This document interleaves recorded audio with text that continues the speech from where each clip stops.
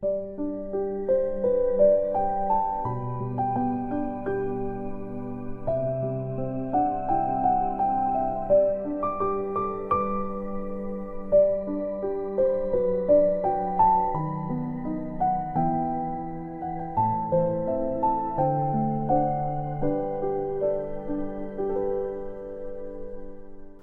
안녕하세요, 성도님들. 오늘은 요한복음 7장 후반부를 보겠습니다. 초막절 기간에 예루살렘 성전에서 벌어진 긴장감 속에서 이야기가 계속 흘러갑니다. 이제 37절과 38절은 명절 끝날 곧 큰 날입니다. 그리고 그때 예수님께서 서서 외치십니다. 누구든지 목마르거든 내게로 와서 마시라.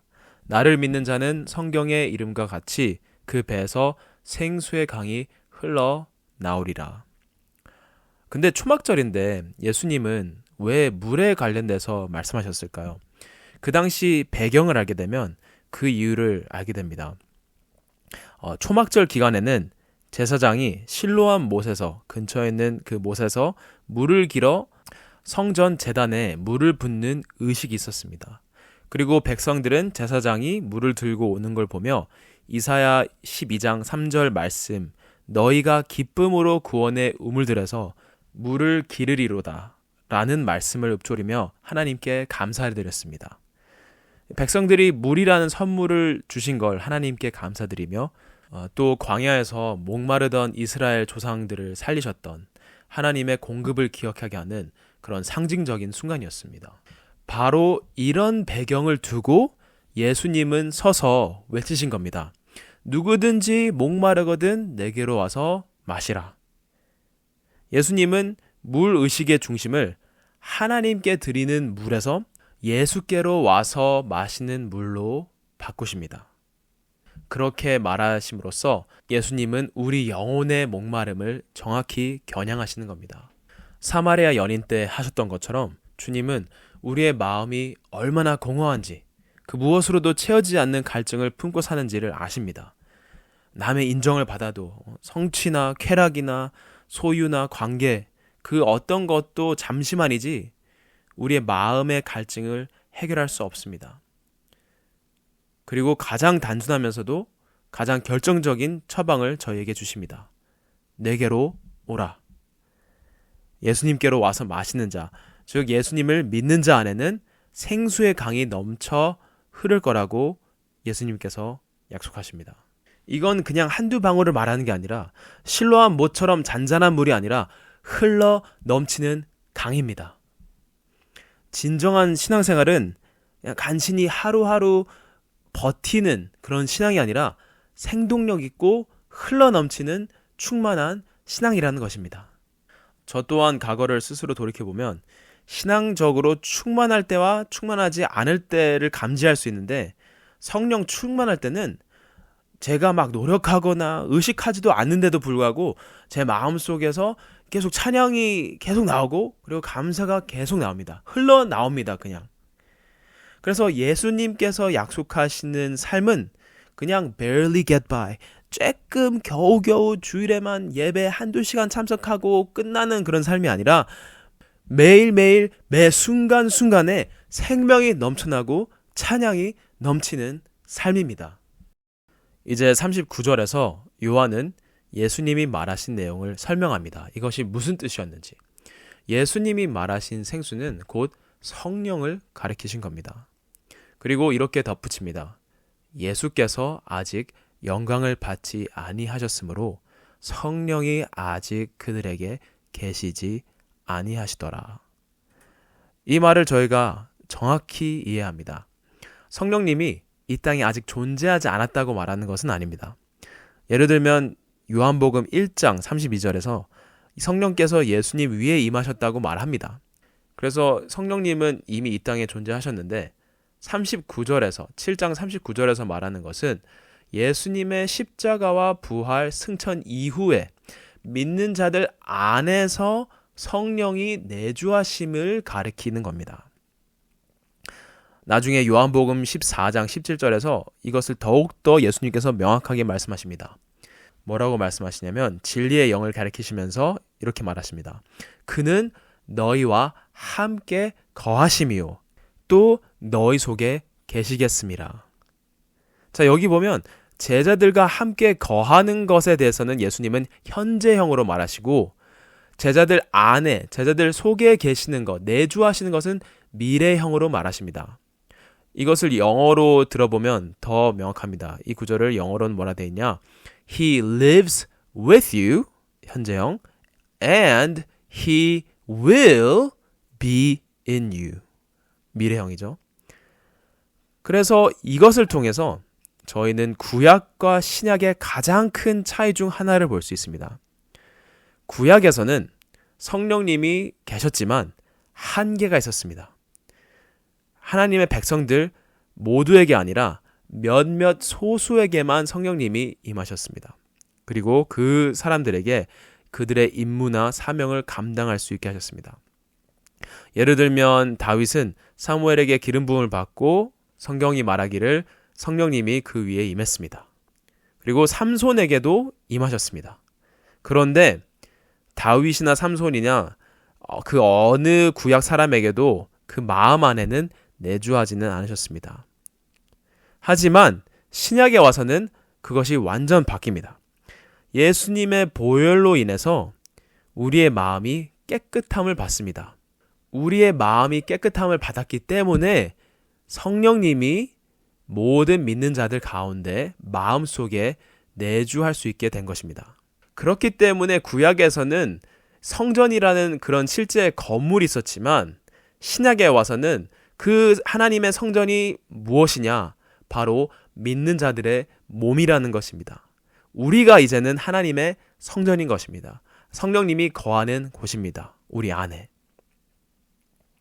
그래서 많은 사람들은 성령님이 우리와 함께 하심은 묵상합니다. 아, 성령님이 나와 함께 하시지. 성령님이 나와 지금 동행하시지. 그런 묵상은 합니다. 하지만 우리는 어떤 것을 또 묵상해야 되냐? 성령님이 내 안에 계신다. 내 마음속에 내주하고 계신다는 것도 묵상해야 됩니다. 성령님이 내 안에 계시니 나는 예수님을 닮을 수 있는 것이고 의를 행할 수 있는 것이고 사랑이 흘러넘치는 새 삶을 살 수 있는 것입니다. 그리고 성령님은 그 이름 그 자체로 Holy Spirit, 거룩한 영이십니다. 그러면 거룩한 영이 우리 안에 계시니, 내 안에 계시니 나도 거룩한 삶을 살 수 있는 것입니다. 예수님이 그 말씀을 선포하시고 저희는 이제 그 다음 장면을 보게 됩니다. 그 무리들을 보여줍니다. 예수님이 이렇게 말씀을 선포하시자 사람들의 반응이 다 나뉩니다. 어떤 사람은 예수님을 선지자라고 하고 어떤 사람은 그리스도라고 하고 또 어떤 사람들은 갈릴리에서 그리스도가 나오겠느냐라며 베들레헴 다윗의 씨 그런 조건들을 들이대며 자신들의 기준을 세웁니다. 이것을 보면 그 사람들에게도 어느 정도 성경의 지식이 있었음을 볼 수 있습니다. 그런데도 불구하고 이 무리들이 틀린 결론을 내린 건 성경 지식이 부족해서가 아니었습니다. 문제는 닫힌 마음이었습니다. 조금만 더 마음을 열고 조금만 더 알아봤다면 예수님은 실제로 다윗의 후손이고 베들레헴에서 태어난 걸 알게 됐을 것입니다.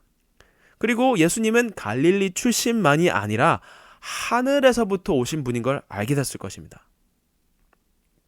그래서 저희도 혹시나 이런 무리와 같이 행동할 때가 있는지 이럴 때가 있는지를 살펴봐야 합니다. 우리는 당연히 성경, 말씀을 기준으로 삼고 살아야 합니다. 그런데 우리가 말씀을 아는 지식에는 아직 한계가 있을 수 있습니다.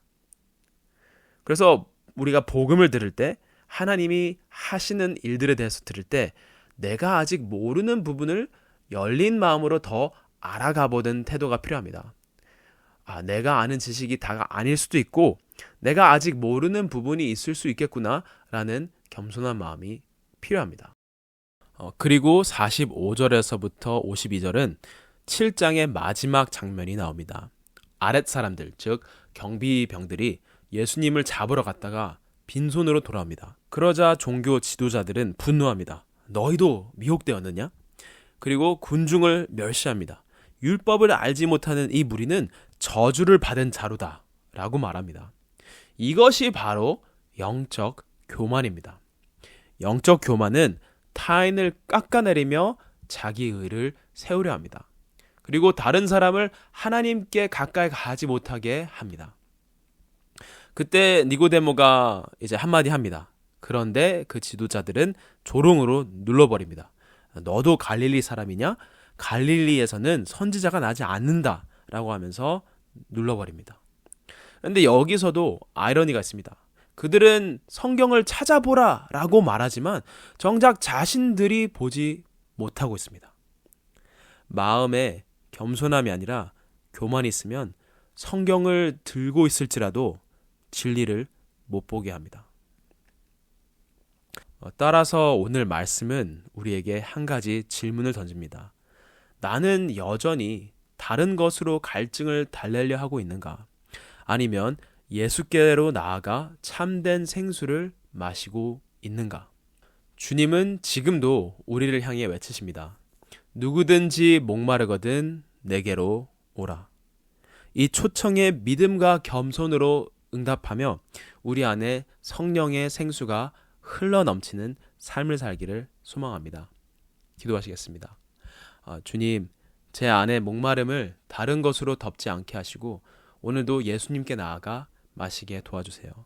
십자가 부활로 열어주신 성령의 은혜를 사모하게 하시고 내 안에서 생수의 강이 흘러넘치게 해주세요. 다음 데이 주님께 나아가는 믿음의 사람이 되게 해주세요. 감사드렸고 예수님의 이름으로 기도합니다. 아멘.